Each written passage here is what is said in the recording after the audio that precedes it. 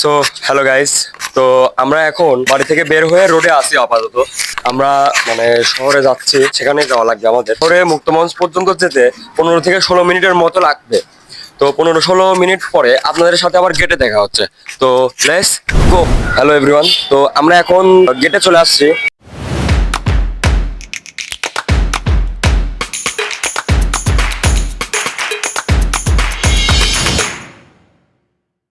So guys, আমরা almost আপনাদের দোয়ায় আমরা এ পর্যন্ত পৌঁছাতে পেরেছি, মানে বনমালী শিল্পকলার পাশে আমরা এখন দাঁড়ায় আছি। মানে এই যে wait wait wait wait guys, আর একটা কথা বলি আপনাদের। এই যে এই ব্যক্তিকে দেখতে পাচ্ছেন, মানে শফিক মামার শালা আর কি, তো তার সঙ্গে আমাদের সেই দিন তো যাওয়ার পরে আমাদেরকে পেয়েই বলতেছিল যে তোমরা কোথায় এদিকে আছো, আমাদেরকে মানে আমাকে কিছু ভিডিওস করে দাও, মানে আমার ব্লগের জন্য লাগবে, আমার তো রিলস এর জন্য লাগবে। তো তাকে আমি ভিডিও করে দিচ্ছিলাম, তো ভিডিও করে দিলাম, সে অনেক খুশি হলো অ্যান্ড সে আমাদের সাথে থাকতে অনেক বেশি পছন্দ করে, দ্যাটস ওয়াই সে আমাদের সাথে ছিল, তো আমাদেরকেই ভিডিওগুলো করাচ্ছিল।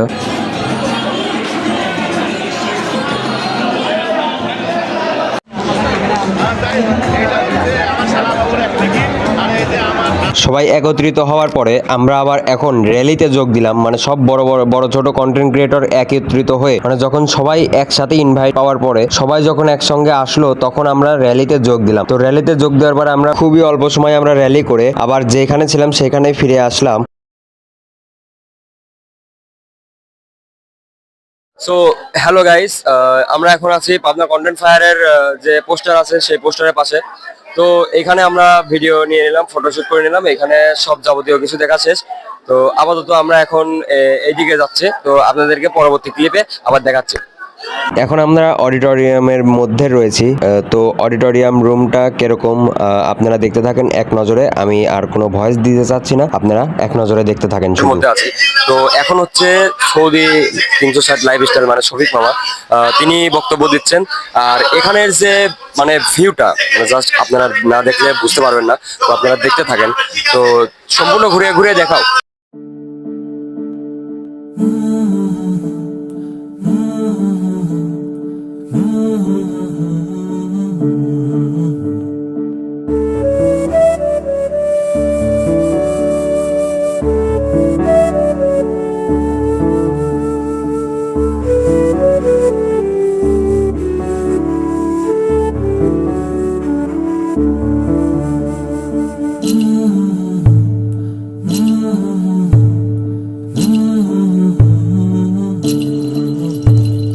Love in the air, love in the air, love in the air.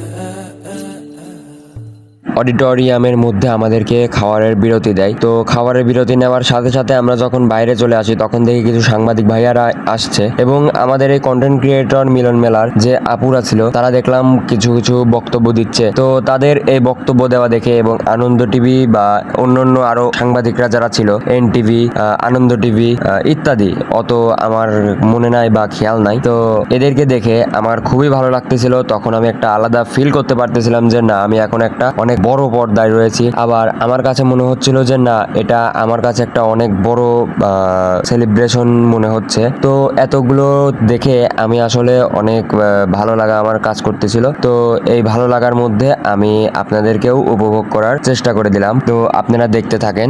আর এখন আমরা চলে যাব খাবারের বিরতি যেহেতু পেয়েছি, তো আমরা এখন খেতেই যাব। তো খেতে যাওয়ার পরে আমরা আপনাদেরকে আবার ভিডিওর মাধ্যমে আপনাদের সামনে আসার চেষ্টা করতেছি এবং সেই ভিডিওগুলো আপনাদের সামনে তুলে ধরার চেষ্টা করতেছি।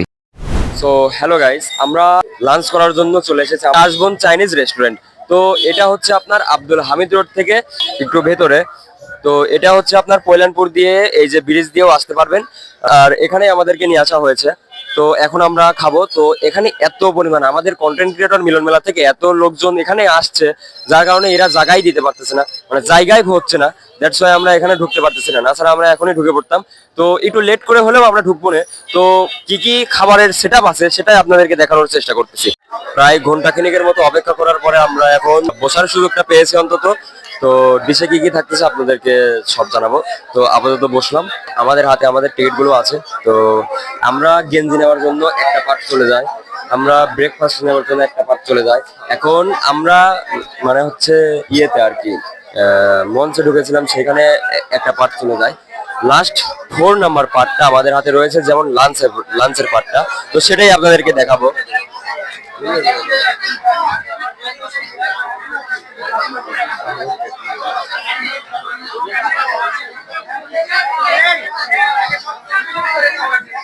অলমোস্ট গাইস পরিষ্কারের কাজ চলতেছে, তো পরিষ্কার হয়ে গেলেই আমরা খাবো।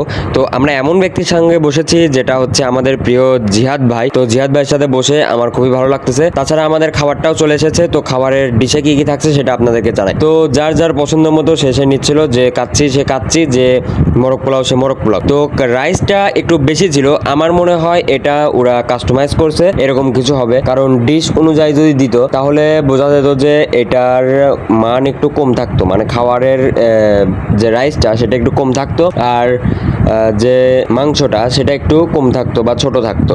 তো এটা আমার কাছে মনে হয়েছে এটা একটু কাস্টমাইজ করে তৈরি করা হয়েছে, মানে মাঝারি সাইজ। তো এটা আমার কাছে অনেক ভালো লেগেছে। তো খাবারটা অনেক ভালো ছিল, খাবারের কথা কি বলবো, খাবার অনেক ভালো হয়েছে। তবে খাবারের বিষয়ে আমার একটা কথা বলার, যে এইটা একটু সমস্যাদায়কই হয়ে গিয়েছিল, যেমন সবাই একসঙ্গে খেতে পারেনি, এক ব্যাচ করে খেতে হয়েছে আলাদা আলাদাভাবে। তো এভাবেই খেতে হয়েছে। তো কি আর করার, এতজন মানুষকে তো একেবারে খাওয়ানো পসিবল না। যেহেতু এই পাবনা কন্টেন্ট ক্রিয়েটর মিলন মেলার প্রোগ্রামটা বৃষ্টির মাসে ফেলানো হয়, তাই বৃষ্টির পিছু আমরা ছাড়লেও আমাদের পিছু বৃষ্টি ছাড়েননি। বৃষ্টি একবার বিকালে হয়েই ছিল, তো বৃষ্টি বিলাস করলাম একটু সবাই মিলে, বৃষ্টি উপভোগ করলাম সব বড় বড় কন্টেন্ট ক্রিয়েটরদের সাথে। এটা একটা আলাদা পাওয়া। তো এইগুলো করে আমার আজকের দিনটা অনেক বেশি ভালো লেগেছে। আপনাদের কেমন লাগলো এই ভিডিওটা কমেন্টের মাধ্যমে জানাবেন। আর সন্ধ্যা 7:30টার দিকে আমরা অ্যাওয়ার্ড নিয়ে আমরা সোজা বাড়িতে চলে আসি। তো অ্যাওয়ার্ডের ছবিগুলো আমরা স্ক্রিনে দেখানোর চেষ্টা করেছি, যা আপনারা দেখতে পাচ্ছেন।